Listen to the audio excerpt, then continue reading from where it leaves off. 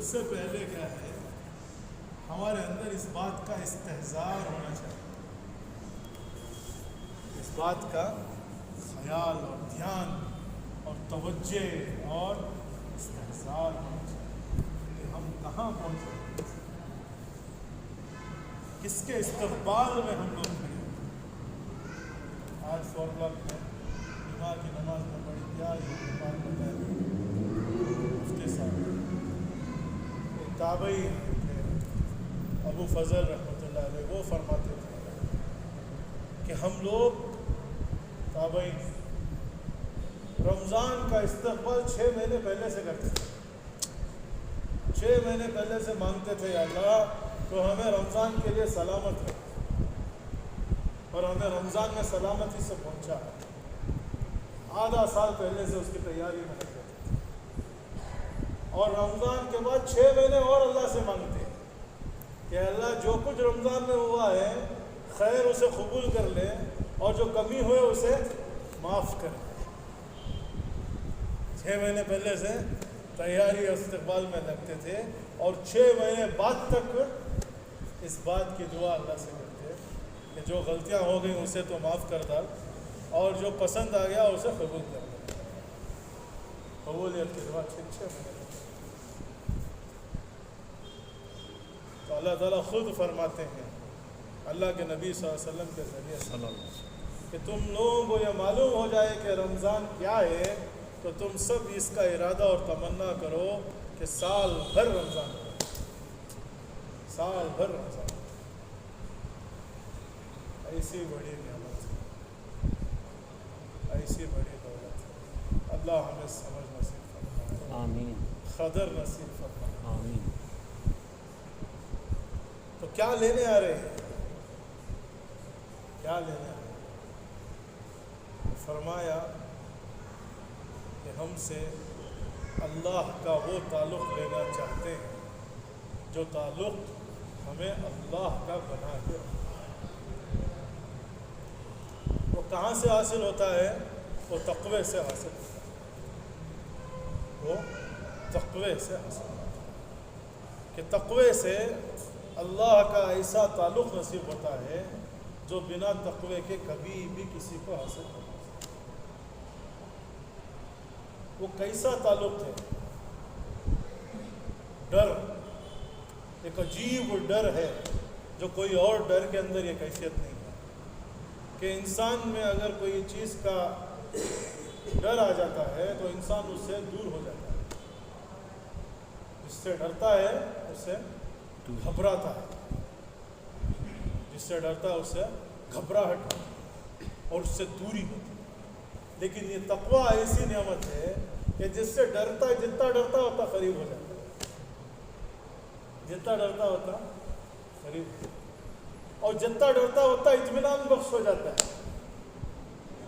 عجیب نعمت ہے، ہر ڈر گھبراہٹ میں ڈال دیتا ہے، لیکن اللہ کا ڈر اطمینان میں ڈالتا ہے کہ جس سے ڈر رہا ہے اس سے اطمینان زیادہ ہو جائے گا، جتنا ڈرے گا اتنا زیادہ اطمینان پائے گا، اتنی زیادہ تسلی پائے گا، اتنی زیادہ تسلی۔ یہ تسلی پانا اس کو یقین کہتے ہیں۔ تسلی پانے کو کیا کہتے ہیں؟ تقوی، یقین، یہ دونوں ایک دل میں جمع ہوتے ہیں اور ایک ساتھ چلتے ہیں، ایک ساتھ چلتے ہیں، ایک ساتھ۔ تقوی آ گیا تو یقین بھی اپنے آپ آ جاتا ہے۔ تقوی میں کمزوری ہو گئی تو یقین میں بھی کمزوری۔ تو اللہ کا ڈر نصیب ہو گیا تو اللہ کی ذات پر یقین بھی پیدا ہو گیا۔ یہ ایسا ڈر ہے کہ اللہ سے ڈراتا بھی ہے اور اللہ سے امیدوار بھی بنا دیتا ہے، ڈرا بھی رہا ہے اور امیدوار بھی بنا دیتا ہے، اور جس سے ڈرا اس سے اطمینان اور تسلی ملے، اس کو یقین۔ جس چیز پر محنت ہوتی ہے اس کا یقین اللہ تعالیٰ دلوں میں پیدا کر دیتا ہے۔ جہاں محنت کرتا ہے انسان، اللہ کی سنت یہ ہے کہ اس محنت پر اس جگہ سے اسے تسلی ملتی ہے، وہ یقین۔ مال پر محنت کریا تو مال سے تسلی ملتی ہے، مال جیب میں ہے تو دل میں تسلی ہے، جیب میں خالی ہے تو اندر سے بے چینی، یہ یقین کہاں بن رہا ہے؟ مال کے ساتھ۔ کیوں محنت ہو؟ تو یہ رمضان کی جو محنت ہے وہ اللہ سے ڈر اور اللہ سے یقین پیدا کرنے کی محنت ہے۔ تو ایک مرتبہ حضرت عمر رضی اللہ تعالیٰ عنہ نے ابی بن کعب رضی اللہ تعالیٰ عنہ سے پوچھا کہ کعب، تقویٰ کس کو کہتے ہیں؟ تو تقویٰ کیا ہے؟ تو بیان نہیں دیا حضرت کعب رضی اللہ تعالیٰ عنہ، مثال دے کر فرمائے کہ عمر، تم ایک راستے میں ایک جگہ سے دوسری جگہ کو جانا چاہتے ہو، بیچ میں ایک پتلا راستہ ہے، باریک راستہ، وہ راستہ باغ کے اندر سے جا رہا ہے اور وہ باغ کانٹے دار ہے، باغ میں پھل پھول تو ایک جگہ رہتی ہے، ساتھ میں کانٹے بھی لگتے، تو وہ راستہ باریک راستہ، پتلا راستہ، ایک منزل سے دوسری منزل کو تمہیں جانا ہے، اس راستے میں سے تمہیں گزرنا ہے، اور سیدھے ہاتھ کی طرف بھی کانٹے ہیں، دائیں ہاتھ پر بھی کانٹے دار درخت، اور آپ نے ایک بڑا پتلا سا جھبا پہنا ہوا ہے، ہوا تیز ہے، ہوا تیز ہے، اب تمہیں اس راستے سے گزرنا ہے،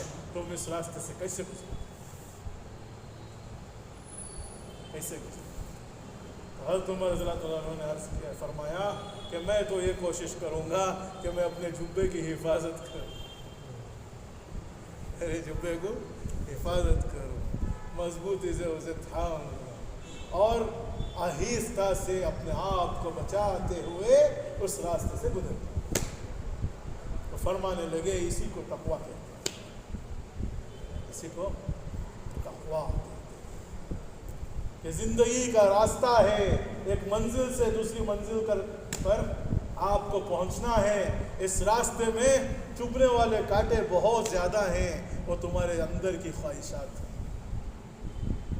وہ نفس امارہ، وہ اندر سے کھینچنے والی خواہشات ہیں، وہ چبھتے رہتے ہیں، وہ پھاڑنے کی کوشش کرتے ہیں، اور تمہارا جبہ تمہارا ایمان ہے، تمہارا جبہ تمہارا ایمان ہے، یہ کانٹے چپ چپ کر تمہارے ایمان کو پھاڑنے کی کوشش کرتے ہیں، یہ پھاڑنے میں لگے ہوئے ہیں، تو اسے اپنے آپ کو بچاتے ہوئے، اپنے کو سنبھالتے ہوئے اس راستے سے آپ کو گزرنا ہے۔ تیز ہوا چل رہی ہے، یہ ماحول ہے، یہ ماحول کی ہوائیں، گناہوں کی خواہشات کے کانٹے ہیں، اور ماحول کی زور کی ہوا ہے، پتلا سا جھبا ایمان ہے، اور آپ کو اس دنیا میں اس زندگی کے سفر میں جانا ہے اور منزل جنت تک پہنچنا ہے، اس کو بچاتے ہوئے، یہ ہے تقویٰ۔ تو جو رمضان ہمارے پاس آ رہے ہیں وہ ہم سے تقویٰ چاہتے ہیں کہ تم اپنے خواہشات پر قابو لے آؤ، تو تمہارے اندر تقویٰ پیدا ہو۔ وہاں ابراہیم صاحب دامت برکاتہم، اللہ انہیں جزائے خیر نصیب فرمائے پوری امت کی طرف سے، اور ان کو صحت تندرستی نصیب فرمائے، ان کا سایہ ہم پر تا دیر صحت کے ساتھ نصیب فرمائے۔ بڑی پیاری بات فرمانے لگے کہ اللہ نے ہمارے اندر خواہشوں کو رکھا ہے، جیسا ضرورتوں کو رکھا ایسا خواہشوں کو بھی رکھا۔ یہ ہمارے اندر طاقت قدرت نہیں ہے کہ ہم خواہش لے کر آ کر اندر بسا لیں، رکھنے والی ذات کس کی ہے؟ اللہ کی۔ تو اللہ نے کوئی چیز بیکار نہیں بنایا دنیا میں،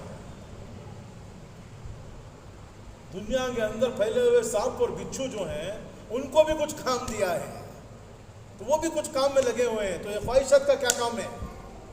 اسے کیا بیکار بنائے؟ کیا نہیں بنائے، تو اسے کیا کام دے کر پیدا کرے؟ تو اس سے کیا چاہ رہے اللہ تعالیٰ؟ یہ کیوں رکھا گیا ہے انسان کے اندر؟